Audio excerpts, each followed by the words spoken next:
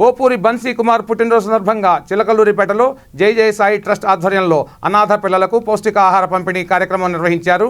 ఈ కార్యక్రమంలో trust chairman Pusapati Balaji, గౌరవ సలహాదారులు కొత్తూరి హనుమంతరావులు పాల్గొన్నారు. ఈ సందర్భంగా బాలాజీ మాట్లాడుతూ ఇలాంటి కార్యక్రమాలు చేయడం వల్ల సర్వశుభాలు భగవంతుడు ప్రసాదిస్తాడని తెలిపారు.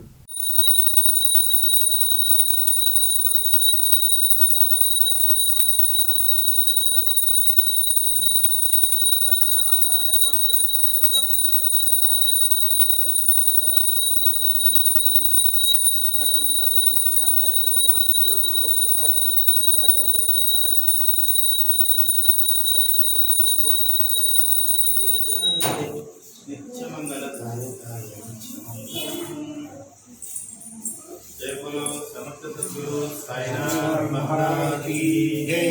श्री गुरुदेव दत्तात्रेयाय साईनाथ महाराज की जय।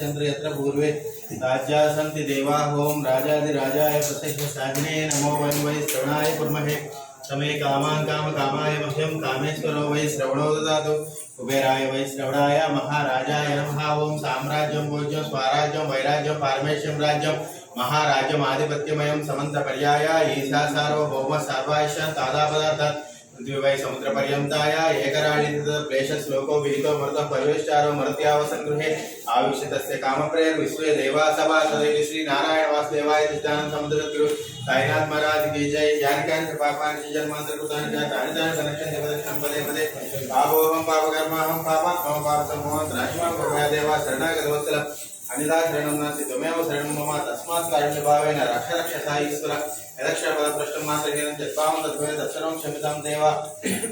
नमोऽस्तुते अत्रहीनं मन्त्रहीनं क्रियाहीनं भक्तिहीनं साईनाथ यत्पूजितं मया देव परिपूर्णं तदस्ते करशनकृतं वाक्कायं कर्मजं वा श्रावणजं वा मानवप्रारं विदितं विदितं वा सर्वमेधकं स्व जय जय करुणाब्दे श्री प्रभो साईनाथां।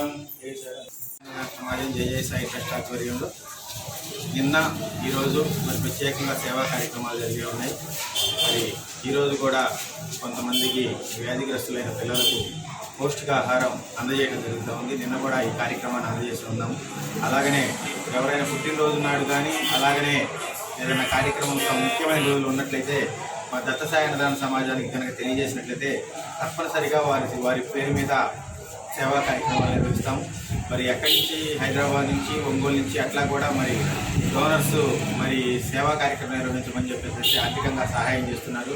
వాళ్ళందరికీ కూడా ఆయురారోగ్య భోగభాగాలు కలగాలని చెప్పేసి కోరుకుంటున్నాం. ఎందుకంటే ఒక ముఖ్యమైన రోజున వారి పేరు మీద ఒక సేవా కార్యక్రమం నిర్వహించినట్లయితే మనం 100 కేకులు మన ఇంట్లో ఖర్చు పెట్టుకున్నా కూడా దాని ఫలితం పేదవారికి సహకరించడం వల్ల, వారికి అన్నదానం చేయడం వల్ల, అలాగే వారికి నిత్యావసర వస్తువులు పౌష్టికాహారం ఇవ్వడం వల్ల వస్తుందని చెప్పేసి తెలియజేస్తూ ఉన్నాము.